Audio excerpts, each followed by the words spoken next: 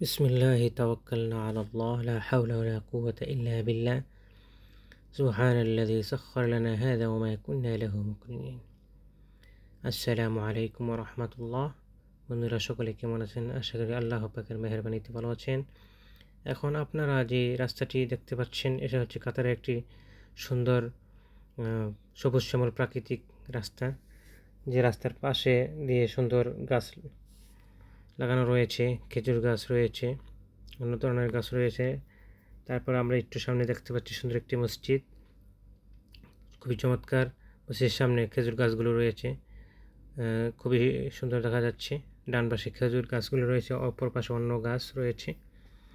তো যে রাস্তার দুপাশে সবুজ শ্যামল প্রাকৃতিক দৃশ্য থাকে, গাছ লাগানো থাকে, খুবই দেখতে খুবই ভালো লাগে এবং আমাদের পরিবেশের জন্য অনেক ভালো।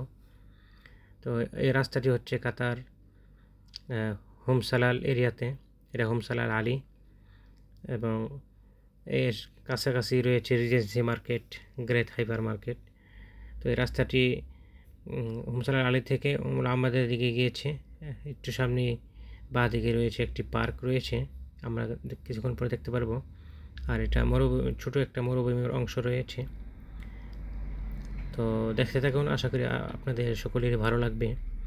আর আমাদের চ্যানেলে চোখ রাখুন, সুন্দর সুন্দর স্থানের সুন্দর সুন্দর চিত্র আপনাদের সামনে নিয়ে আসবো।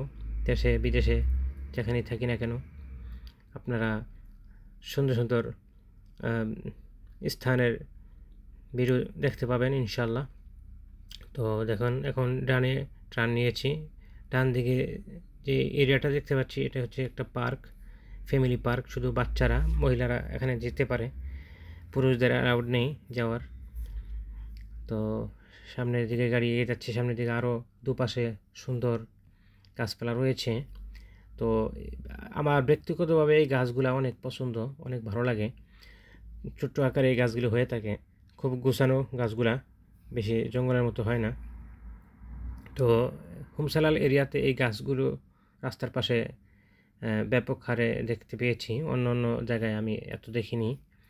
তো এই গাছের কারণে আসলে রাস্তার সৌন্দর্য বেড়ে গিয়েছে, রাস্তাঘাট দেখতে খুবই ভালো লাগে।